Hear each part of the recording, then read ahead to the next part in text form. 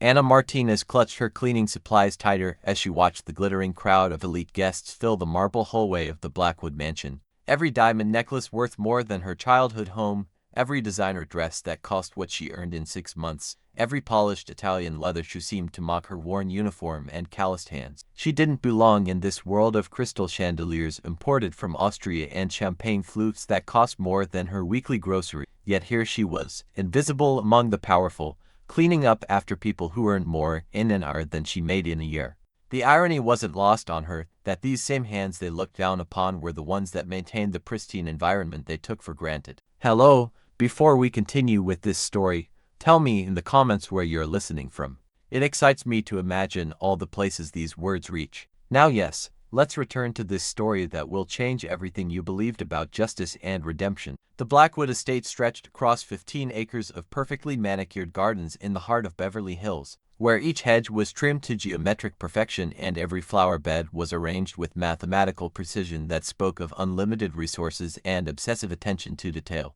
Inside, the mansion buzzed with the annual charity gala, where California's wealthiest gathered to write checks that would barely dent their bank accounts and feel good about themselves for an entire year. The guest list read like a who's who of American power, tech moguls rubbing shoulders with Hollywood royalty, political figures mingling with old money aristocrats who traced their wealth back generations. Anna had worked for the Blackwood family for 3 long years. Ever since her mother's stage 3 breast cancer diagnosis had forced her to abandon her dreams of finishing nursing school and take any job that offered decent health insurance and the stability her family desperately needed. Richard Blackwood, the tech billionaire who owned half of Silicon Valley's most successful startups and whose net worth fluctuated by millions daily on the stock market, barely acknowledged her existence except to point out missed spots on his antique mirrors or request fresh Egyptian cotton towels from his private bathroom. At 42 years old, Richard had built his empire through a combination of brilliant innovation and ruthless business instincts that had made him more enemies than friends in the corporate world.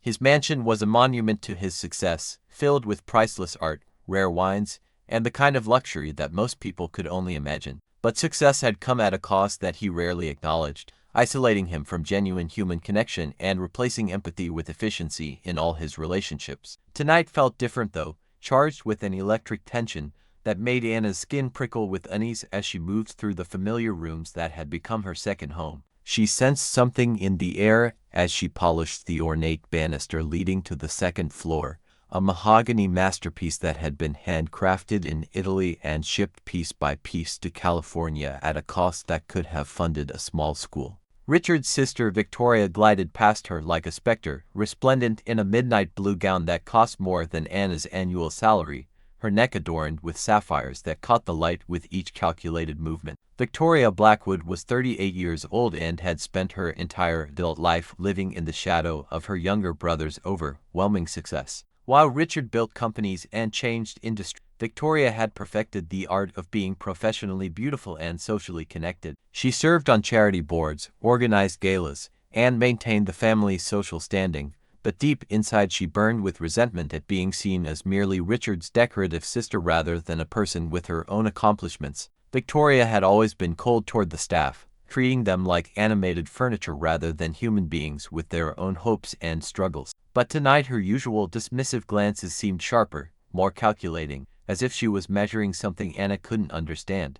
There was a predatory quality to the way Victoria moved through the mansion, her eyes darting to corners and shadows like someone planning something they shouldn't be planning. Anna had learned to read the moods of the family she served, and tonight Victoria's energy felt dangerous in a way that made Anna unconsciously step back whenever their paths crossed. Anna descended to the spacious kitchen to refill her supplies when she heard raised voices from the main salon, their tone cutting through the gentle background music like a knife through silk. The kitchen itself was larger than Anna's entire apartment, equipped with professional-grade appliances and countertops made from rare marble quarried in the mountains of Carrara.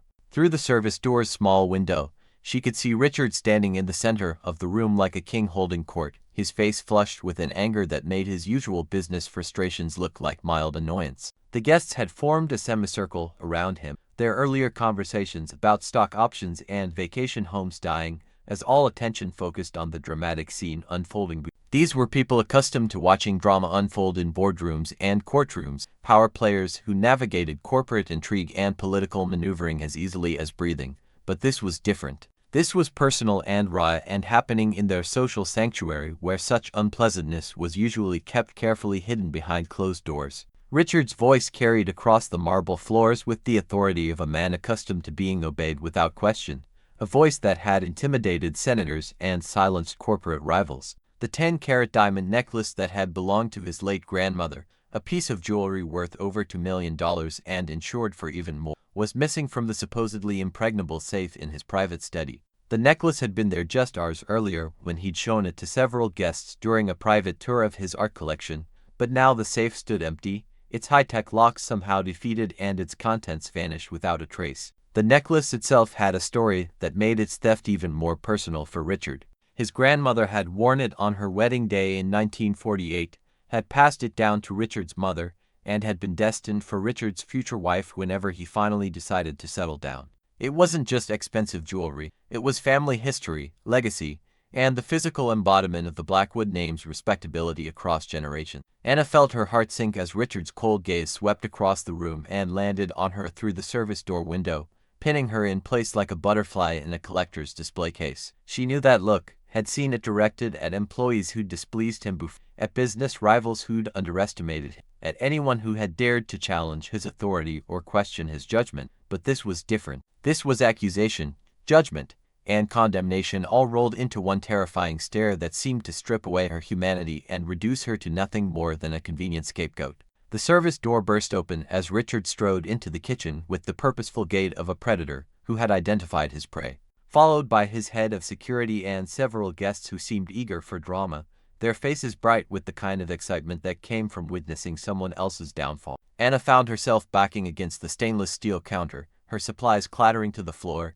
in a cacophony that seemed unnaturally loud in the sudden silence as Richard's imposing figure towered over her 5-foot frame. Marcus Thompson, Richard's head of security, was a former Marine who had served 3 tours in Afghanistan before transitioning to private security work. At 55, he had seen enough of human nature to recognize injustice when it stared him in the face. Something about the terror in Anna's eyes reminded him of civilians caught in the crossfire of conflicts they hadn't created, innocent people whose lives were destroyed by the powerful men making decisions above their pay grade. "You were cleaning my study this afternoon," Richard stated, his voice carrying the cold certainty of a prosecutor who had already decided on guilt before examining the evidence. His steel gray eyes never left Anna's face as she struggled to find her voice, the weight of his accusation pressing down on her shoulders like a physical force that threatened to crush her completely. The guests crowded closer, their expensive perfumes creating a suffocating cloud of floral notes and musk that made Anna feel even more trapped and small.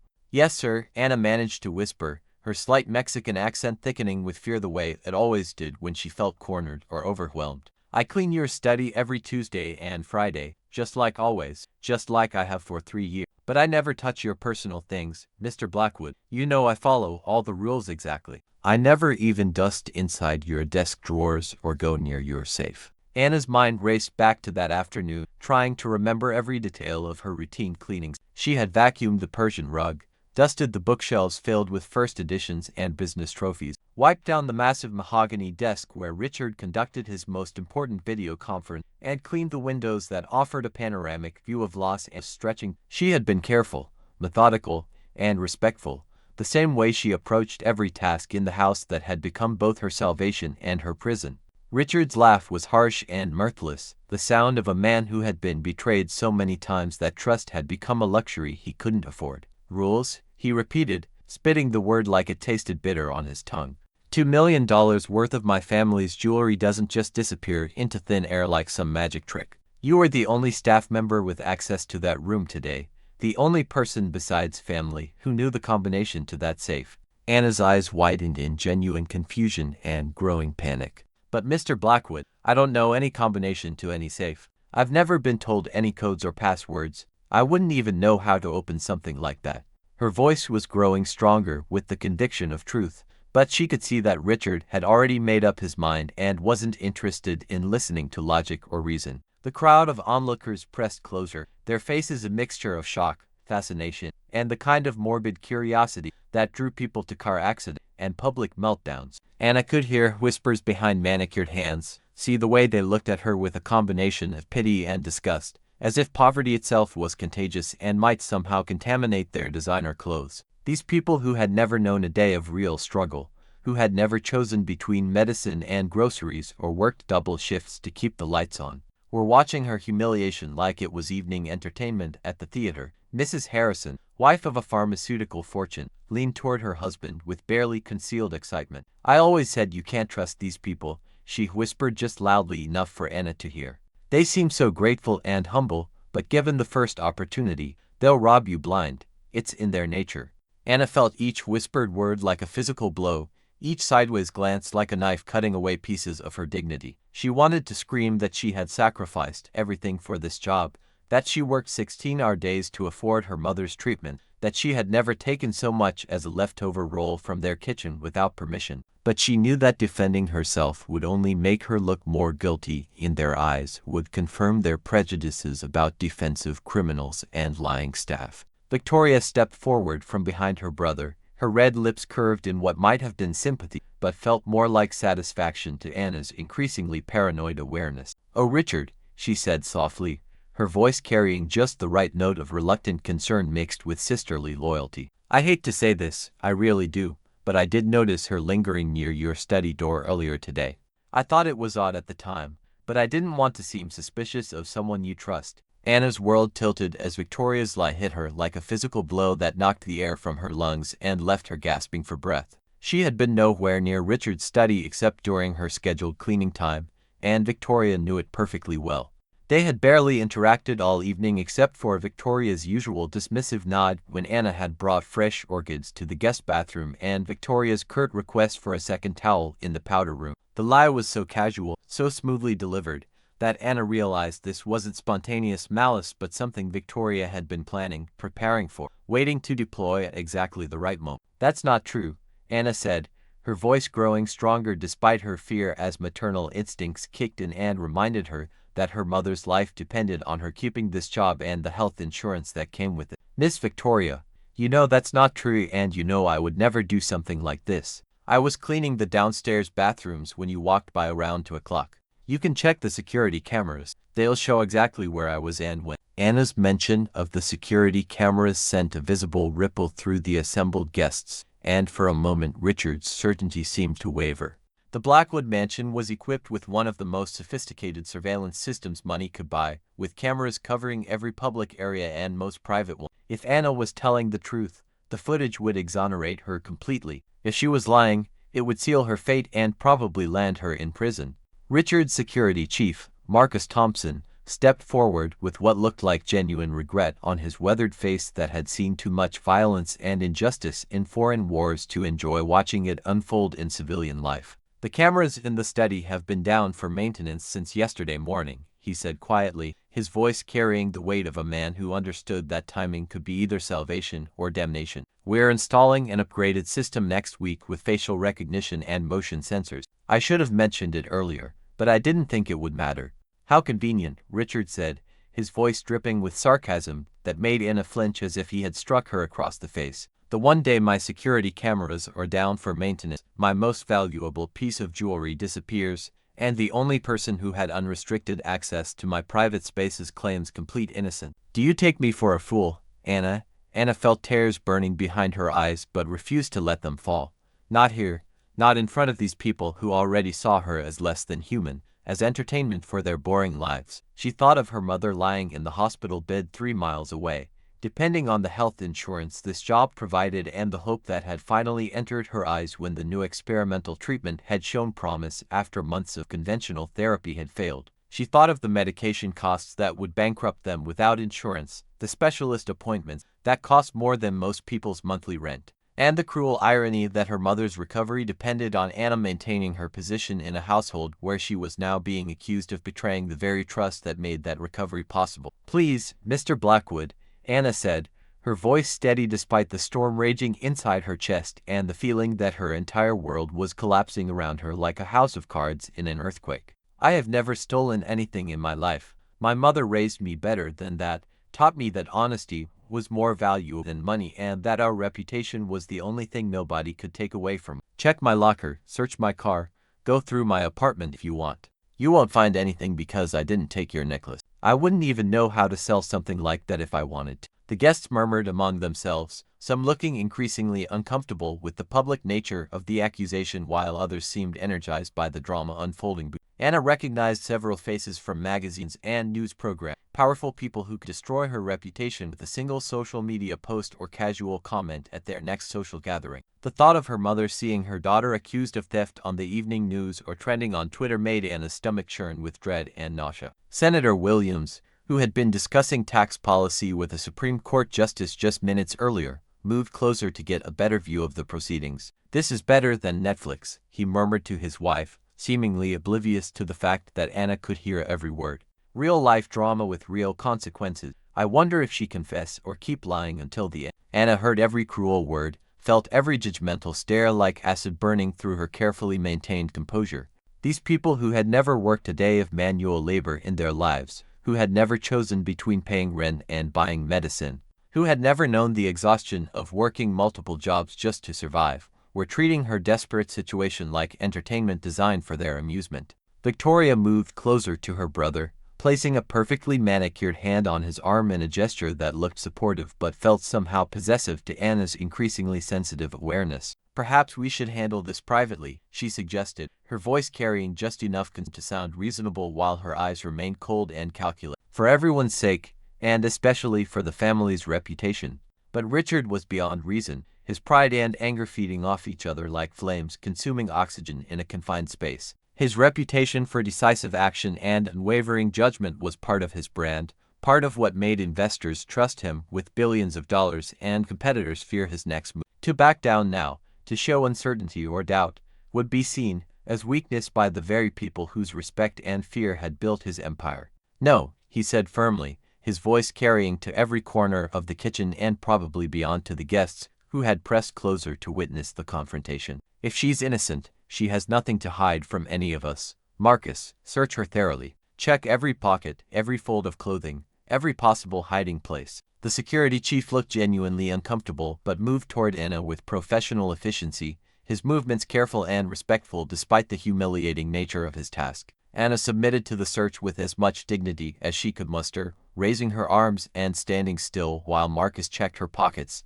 examined her cleaning supplies, and even looked inside her worn work shoes. The silence in the kitchen was deafening except for the distant sound of string quartet music from the main salon and the soft rustle of expensive fabric as the guests shifted to get better viewing angles. Throughout the search, Anna kept her eyes fixed on a point just above Richard's head, refusing to look at the faces surrounding her, refusing to give them the satisfaction of seeing her break under the pressure of their collective judgment. She thought of her mother's favorite saying, that dignity was something that came from within and couldn't be taken away by external circumstances, only surrendered by personal choice. "Nothing," Marcus announced, his voice neutral but his eyes kind when they met Anna's, conveying an apology that he couldn't voice in front of his employer. "She's clean, Mr. Blackwood. No jewelry, no suspicious items, nothing that doesn't belong to her or relate to her work duties." Anna felt a moment of hope, a brief lightening of the crushing weight on her chest, but Richard's expression only grew more suspicious and angry rather than relieved or apologetic. His mind had already committed to Anna's guilt,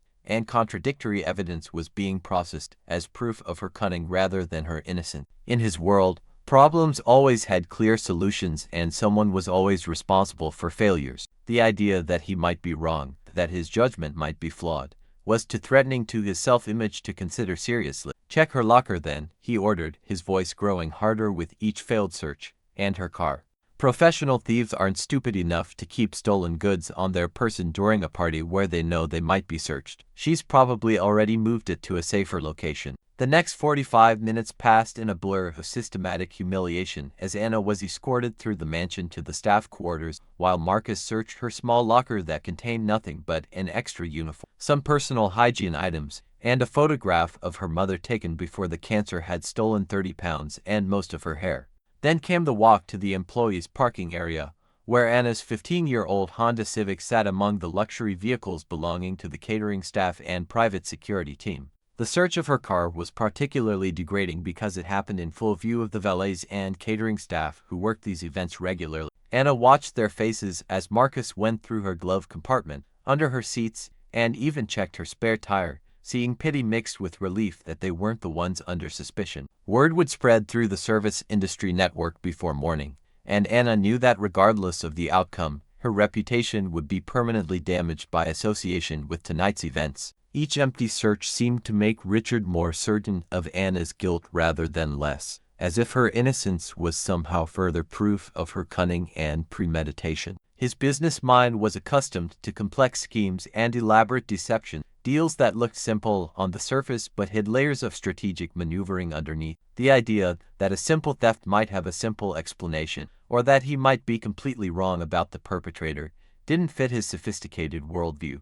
Victoria watched the proceedings with what Anna was beginning to recognize as barely concealed satisfaction, her earlier suggestion of privacy forgotten, as she seemed to feed off the drama and attention. There was something in the older woman's eyes that made Anna's skin crawl, a coldness that went beyond the usual class-based disdain and entered territory that felt actively malicious. Victoria was enjoying this spectacle, feeding off Anna's humiliation like some elegant predator who had cornered wounded prey. When Marcus returned empty-handed for the third time, his military bearing unable to hide his growing discomfort with the situation, Richard's face was flushed with rage and embarrassment that his certainty was being challenged by inconvenient facts. The guests who had followed them outside were now murmuring among themselves, some beginning to question whether they were witnessing justice or persecution.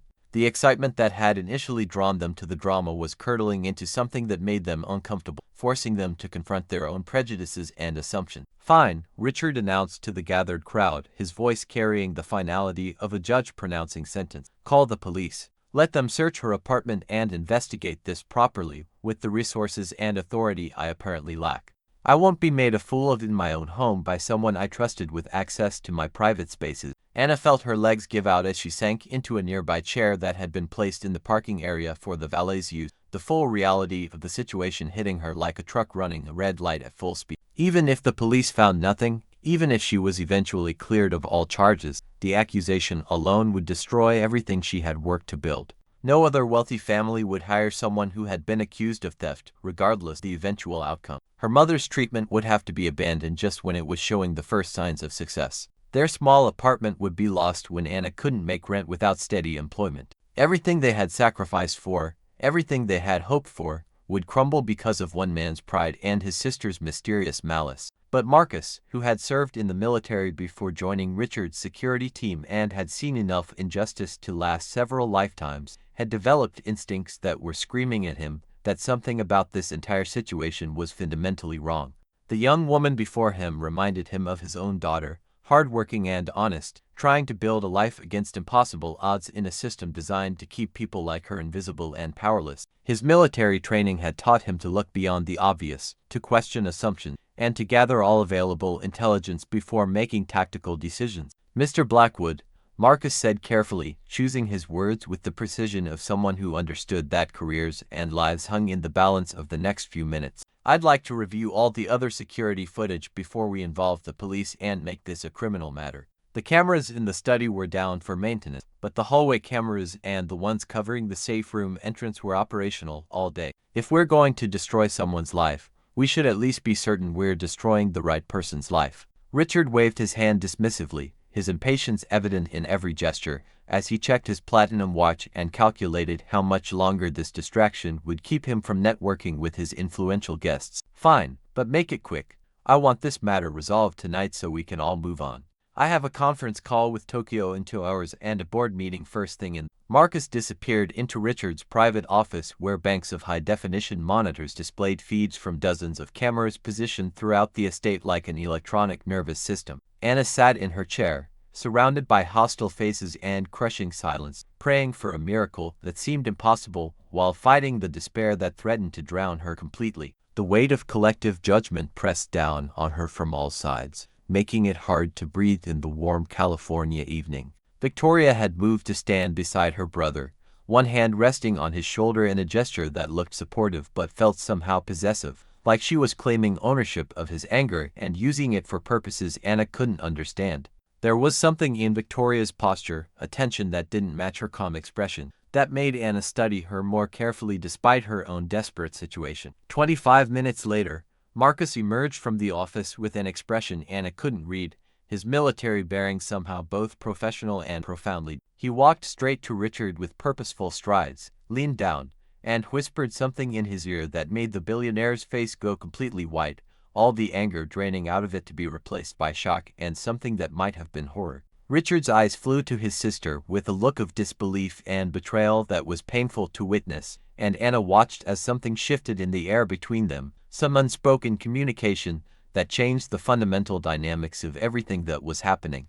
"Mr. Blackwood," Marcus said loudly enough for everyone to hear, his voice carrying the authority of someone who had delivered bad news to commanding officers and grieving families. "I need to speak with you and Miss Victoria privately right now.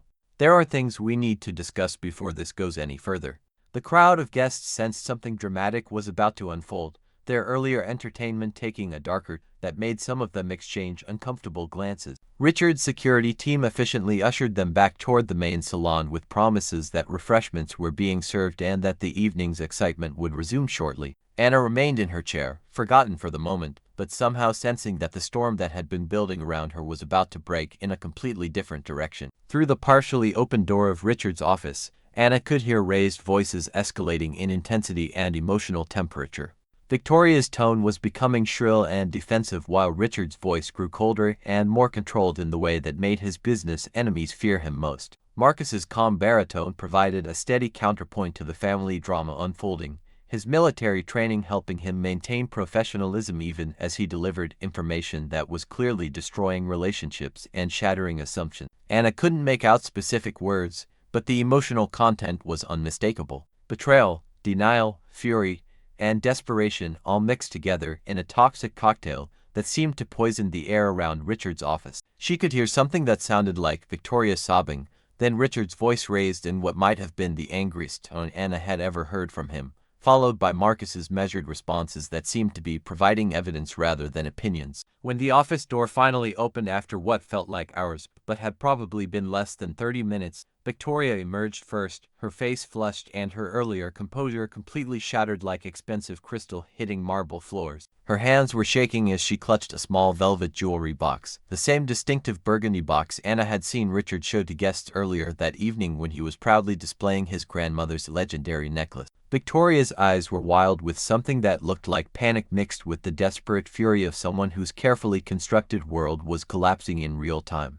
Richard followed his sister, his face a mask of controlled fury that was somehow more terrifying than his earlier rage because it spoke of decisions being made and consequences being calculated. When he looked at Anna, she saw something she'd never seen in his eyes before, something that might have been shame mixed with the dawning recognition that he had been catastrophically wrong about everything he thought he knew. Marcus was the last to emerge, carrying a tablet that displayed frozen security footage, his expression grim, but somehow satisfied in the way of a soldier who had completed a difficult mission successfully. He approached Anna with the same kind expression he'd shown throughout this nightmare, but now it was tinged with something that looked like an apology mixed with profound respect for how she had handled an impossible situation. "Miss Martinez," Marcus said gently, his voice carrying across the space to the few remaining onlookers who had lingered near the doorway despite the security team's attempts to move them along. "I owe you an apology, and so does everyone else who doubted you tonight. But more than that, I owe you an explanation of what really happened here." Anna looked from Marcus to Richard to Victoria, trying to understand what had changed in the space of 30 minutes and why Victoria was clutching the jewelry box, like her life depended on it while tears streamed down her face and ruined her perfect makeup. The dynamic between the siblings had shifted completely, with Richard now looking at his sister like she was a stranger who had invaded his home and destroyed his trust. "The security footage from the hallway cameras tells a very different story than the one we've been assuming," Marcus continued, his voice carrying the weight of someone who had uncovered a truth that would change everything for everyone involved. At 3:15 this afternoon, approximately 20 minutes after Miss Martinez finished her scheduled cleaning and left the study area, Miss Victoria entered Mr. Blackwood's study alone. She remained inside for approximately 8 minutes, which was long enough to access the safe if she knew the combination.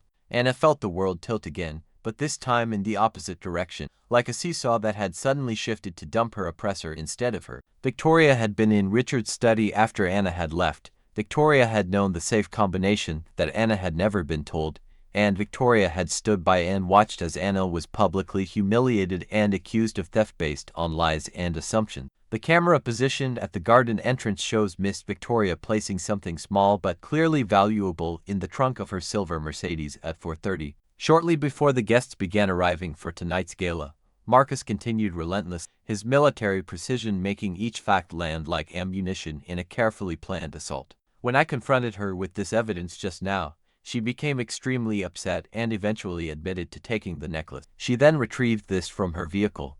Marcus gestured toward the jewelry box in Victoria's trembling hands, and Anna could see that it was indeed the missing necklace. The legendary diamonds catching the parking area's security lights and throwing rainbow patterns across the asphalt like scattered pieces of a broken dream. The necklace that had been the center of so much drama, the object that had nearly destroyed Anna's life and revealed the worst in everyone around her, now seemed almost anticlimactic in its simple beauty.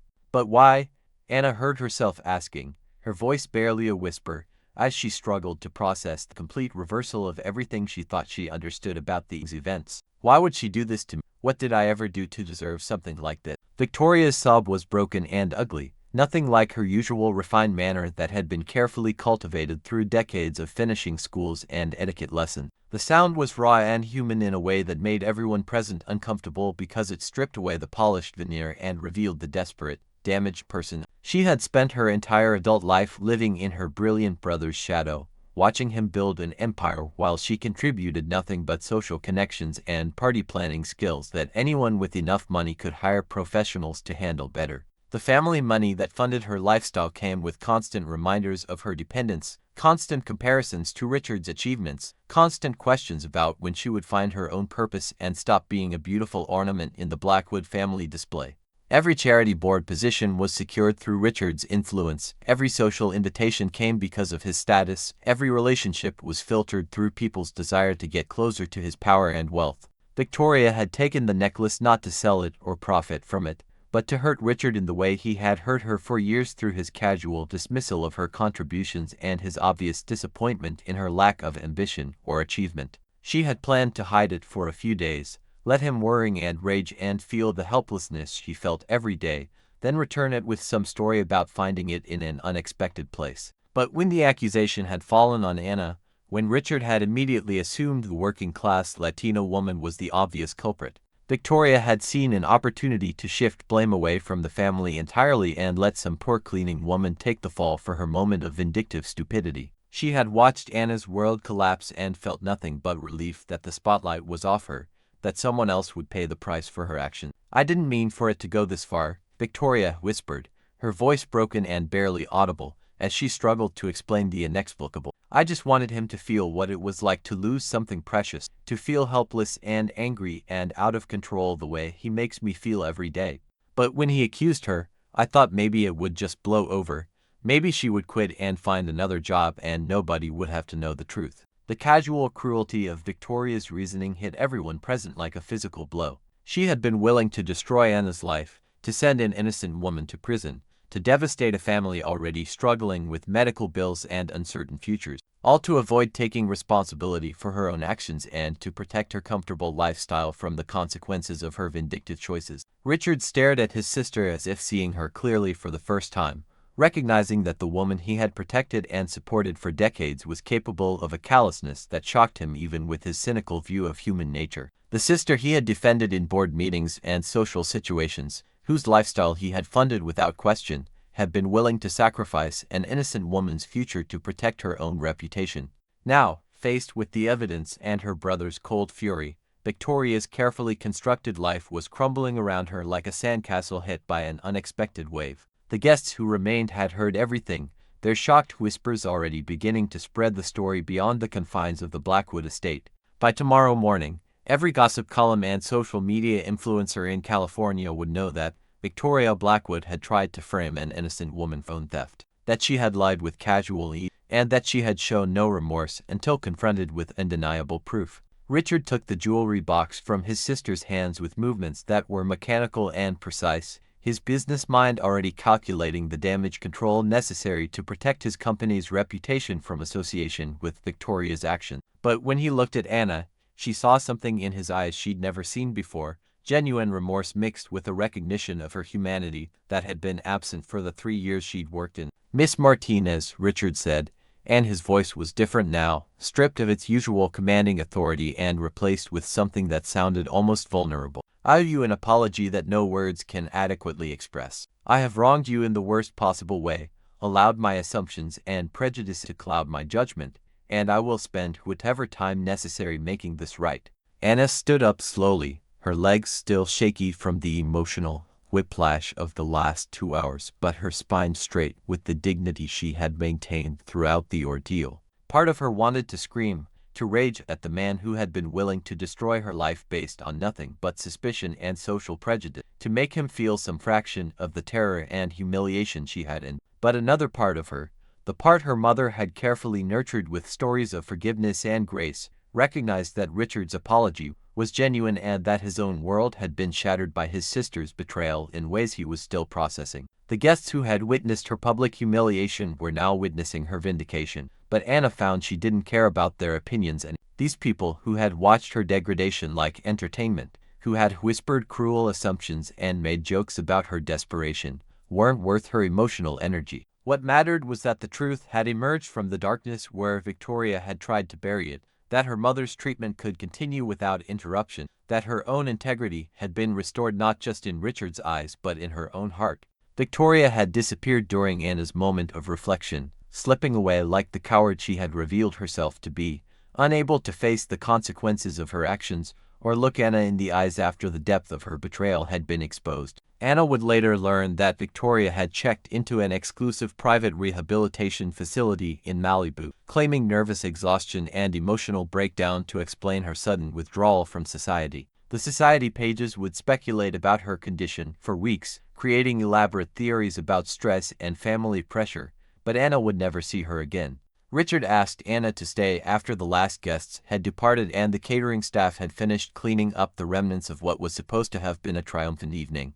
They found themselves alone in the vast kitchen where her nightmare had begun just 3 hours earlier, though it felt like a lifetime had passed since she had first heard the raised voices. The party cleanup could wait until tomorrow. Tonight, there were more important conversations to be had, words that needed to be spoken, and understanding that needed to be reached. "I know an apology isn't enough," Richard said, his voice quiet and tired in a way Anna had never heard before, stripped of its usual commanding presence and corporate authority. "I know I can't undo what happened here tonight, can't take back the humiliation I put you through in front of all those people, can't erase the terror I saw in your eyes when I was ready to have you arrested. But I want to try to make this right, if you'll let me, if you can find it in yourself to give me the chance I didn't give you." Anna looked at this powerful man who had seemed so intimidating just hours earlier and saw something she hadn't expected, a vulnerability that made him appear almost human rather than the corporate machine she had always perceived him to be. Richard's world was built on certainty, on his ability to assess situations quickly and make decisive judgments that moved markets and influenced industries. Tonight had shattered that confidence, forced him to confront the reality that his prejudices and assumptions had nearly destroyed an innocent woman's life and that his sister, whom he had trusted implicitly, was capable of a cruelty that stunned him. "What I need," Anna said carefully, her voice steady despite the emotional exhaustion that threatened to overwhelm her, "is for my mother's medical treatments to continue without interruption. I need to keep working, to keep our insurance active, to keep hoping that she get better and see me graduate from nursing school someday. That's all I've ever needed, all I've ever wanted from this job." Richard nodded, understanding that Anna's priorities were far more fundamental than revenge or even justice, rooted in love and survival rather than pride or social standing. Her dedication to her mother's care, her willingness to sacrifice her own dreams for family responsibility, these were values he had lost somewhere in his climb to the top of the business world. Watching Anna's quiet dignity in the face of his betrayal had reminded him of things he'd forgotten he'd ever believed in, principles his own grandmother had tried to teach before wealth and power had hardened his heart. Over the following weeks, Richard made good on his promise to make things right, but his efforts went far beyond simple compensation or damage control. Anna's mother was transferred to the best cancer treatment center in Los Angeles, with all expenses covered by a private foundation Richard established in Anna's name, ensuring that money would never again be a barrier to Maria Martinez receiving the care she deserved. Anna herself was offered a position as household manager with a salary that reflected her true value rather than her previous invisible status, along with benefits that extended to her entire family. But perhaps more importantly, Richard began to see the people who worked for him as individuals rather than just functions in his domestic machinery. He learned his security guards' names and asked about their families, discovered that his gardener was putting 3 children through college, and realized that his previous cook had left not for better pay but because she felt disrespected and undervalued. Anna's courage in maintaining her dignity under impossible circumstances had taught him lessons that no business school or management consultant could have provided. The transformation wasn't immediate or easy. Richard had to confront decades of conditioning that had taught him to see service workers as interchangeable resources rather than people with their own dreams, struggles, and dignity. He had to learn to listen when Anna gently corrected his assumption, to ask questions instead of giving orders, and to recognize that respect couldn't be purchased but had to be earned through consistent behavior over time. Anna chose to stay with the Blackwood family, not out of gratitude or financial necessity but because she recognized that Richard's transfer was genuine and that her influence could help create a better environment for the other staff members who depended on these jobs for survival. She became an advocate for fair wages and respectful treatment, using her unique position as someone Richard trusted and valued to improve conditions for everyone who worked on the estate. The other staff members noticed the changes immediately. Suddenly their opinions were solicited on household decisions, their personal time was respected, and their professional development was encouraged rather than merely tolerated. Anna worked with Marcus to establish clear protocols that protected workers from false accusations while maintaining necessary security, ensuring that no one would ever again face the nightmare she had endured. Victoria never returned to the family home, and her absence created a space that was filled with healthier relationships and genuine respect. The scandal had destroyed her social standing completely, forcing her to confront the emptiness of a life built on nothing but appearance and privilege.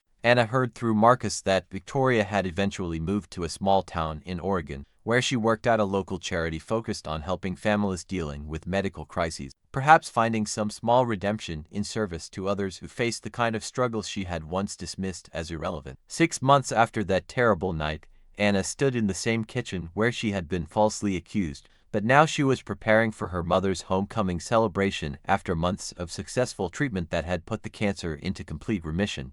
The experimental therapy that insurance had initially refused to cover had worked better than anyone had dared to hope, giving Maria Martinez not just extra time but a genuine chance at long-term survival and quality of life. Richard entered the kitchen carrying flowers he had picked from the garden himself, a gesture that would have been unthinkable before the night that changed everything between them. He had asked Anna's permission to attend the small party, understanding that his presence in her personal life was a privilege to be earned rather than a right to be assumed based on his position as her employer. As Anna watched Richard carefully arrange the flowers in a simple glass vase, taking time to ensure each stem was positioned perfectly, she reflected on the strange journey that had brought them to this moment of genuine friendship across what had seemed like insurmountable social barriers. The man who had once been willing to destroy her life based on prejudice and suspicion had become someone she could respect, even trust, someone whose opinion mattered to her not because of his wealth but because of his character. The security cameras that had revealed Victoria's crime had been replaced with a more sophisticated system that included facial recognition and motion sensors,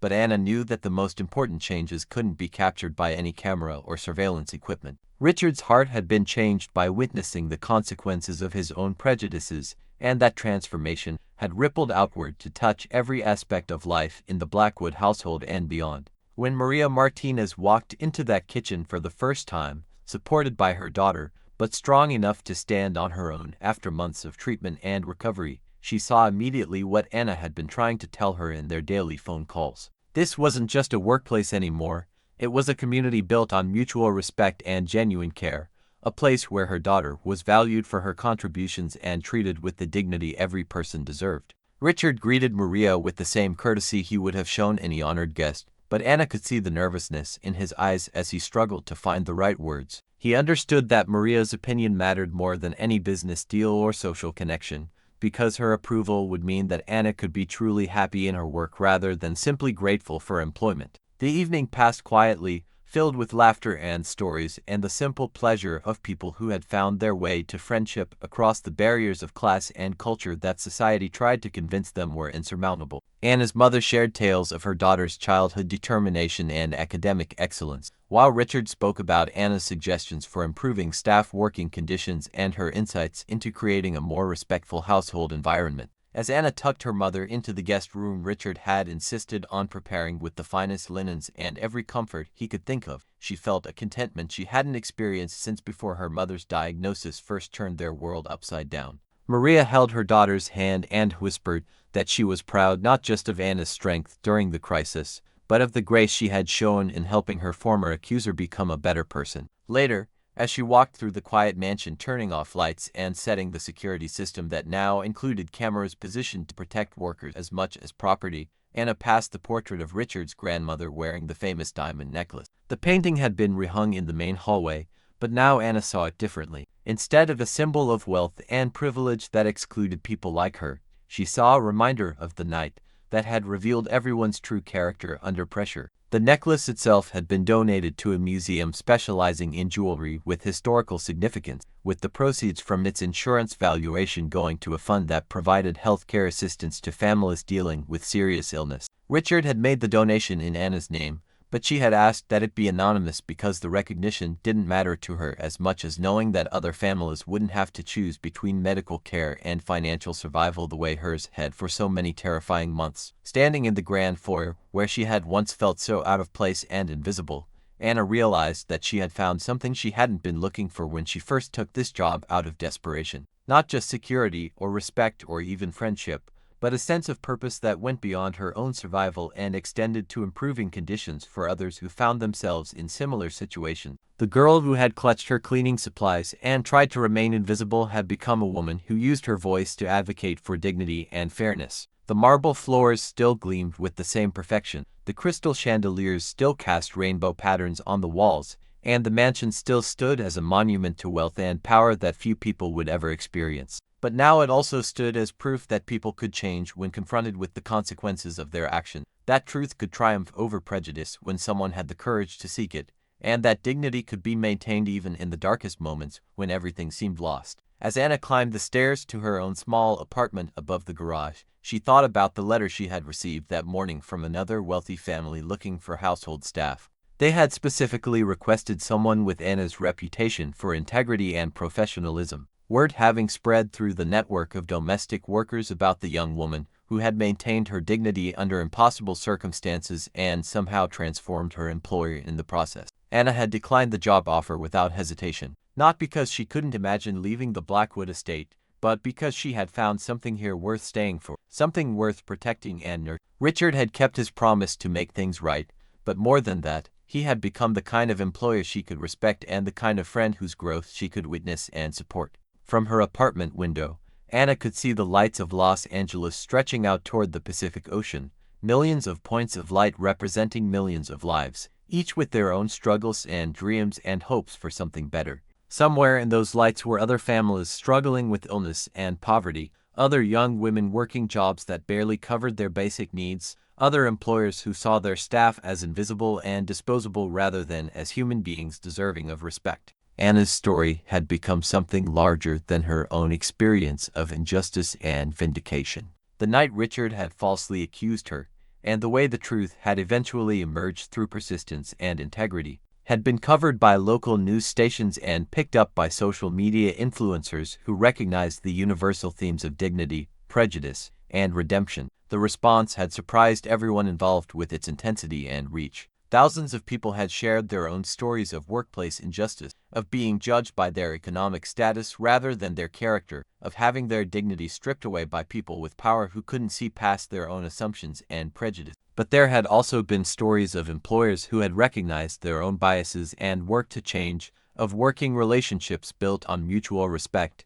and of moments when truth had triumphed over convenient assumptions and social conditions. Anna's quiet dignity in the face of injustice had inspired conversations about class, respect, and the basic humanity that connected everyone regardless of their economic circumstances or social status. Her story became a catalyst for discussions in corporate boardrooms, staff meetings, and family dinner tables about how people treated those who served them and whether their behavior aligned with their stated values. 6 months later, Anna received an invitation that surprised her with its significance and symbolism. Richard was being honored by the California Business Ethics Association for his innovative employee relations programs and his commitment to creating respectful workplace environments. The irony wasn't lost on anyone that the man being honored for ethical leadership had learned these lessons through his own spectacular failure of judgment. Richard had asked Anna to introduce him at the award ceremony, a gesture that acknowledged her role in his transformation and elevated her voice to a platform she never could have imagined reaching. Standing at the podium in a hotel ballroom filled with some of the most powerful business leaders in California, Anna felt the same nervous energy she had experienced that first night in Richard's kitchen when her world was falling apart. But this time was different in every way that mattered. She wasn't invisible, she wasn't powerless, and she wasn't alone. Her mother sat in the front row, healthy and radiant, surrounded by other members of the Blackwood household staff who had been invited as honored guests rather than invisible service providers. Richard sat nearby, and Anna could see the pride in his eyes as she began to speak, the same pride he might have shown for a daughter or colleague whose achievements reflected well on his own judgment and character. The transformation in their relationship was visible to everyone in the room, a living example of what was possible when people chose to see each other clearly and treat each other with fundamental respect. The story Anna told that night wasn't about her own vindication or Richard's transformation, though both were important parts of the narrative she shared. Instead, she spoke about the power of truth to emerge even when lies seemed more convenient, the importance of maintaining dignity when external circumstances tried to strip it away, and the responsibility that came with privilege and power to use those advantages in service of justice rather than convenience. She talked about the security cameras that had revealed Victoria's deception, but she focused more on the internal cameras that everyone carried within themselves. The ability to see others clearly and treat them with respect regardless of their economic status or social position. Her words challenged the assembled business leaders to examine their own assumptions and prejudices, to consider the human cost of their casual dismissal of those who served them, and to recognize that character had nothing to do with bank account balances. The audience, composed primarily of wealthy executives and business owners who employed thousands of service workers across their various enterprises, listened with an attention that surprised Anna with its intensity and focus. Many of them had staff members they barely knew beyond their job function, employees they saw as replaceable resources rather than individuals with their own dreams, struggles, and inherent worth. Anna's words challenged them to examine their own behavior and consider whether they were creating environments where truth could emerge or where fear and prejudice would always triumph over justice. When Richard accepted his award, he was brutally honest about his own failures and the lessons Anna had taught him through her courage and grace under pressure. He spoke about the night he had been willing to destroy an innocent woman's life rather than examine his own prejudices, about the assumptions he had made based on class and ethnicity rather than character, and about the grace Anna had shown in helping him become a better person and employer despite having every reason to walk away and never look back. His speech was raw and emotional in a way that surprised everyone who knew him as a calculating businessman who rarely showed vulnerability in public settings. Richard talked about growing up with privilege that had insulated him from the real world, about business success that had convinced him his judgment was infallible, and about the night Anna's dignity had shown him how far he had drifted from the values his grandmother had tried to instill in him decades earlier. The speech went viral within hours, shared thousands of times across social media platforms, and picked up by major news outlets as an example of corporate accountability and personal growth. But more importantly, it sparked concrete changes across multiple industries. Several major corporations announced new employee relations initiatives. Domestic worker advocacy groups reported increased interest in their programs and significant donations to their causes. And Anna began receiving speaking invitations from organizations around the country who wanted to hear her perspective on dignity, justice, and transformation. Anna accepted some of these invitations, always bringing her mother when possible and always focusing on practical changes rather than abstract ideals or feel-good platitudes that didn't translate into real improvements in people's lives. She spoke to employer groups about the importance of treating staff with respect and the business benefits of creating positive workplace cultures. She addressed worker advocacy organizations about maintaining dignity in difficult circumstances and finding strength in truth even when lies seemed more convenient for everyone involved. To community groups struggling with issues of class and social justice, Anna spoke about the power of individual transformation to create ripple effects that extended far beyond personal relationship. She shared her story not as a victim seeking sympathy, but as someone who had discovered that courage and integrity could change hearts and minds even in the most unlikely circumstances. But she always returned to the Blackwood estate, to the work that had become her mission and the relationships that had become her chosen family. Richard had evolved into more than just a respectful employer. He had become a genuine friend whose advice Anna sought on everything from her mother's medical care to her own future plans for completing her nursing degree. Their friendship had been forged in the fire of crisis and proven through months of consistent respect and mutual support.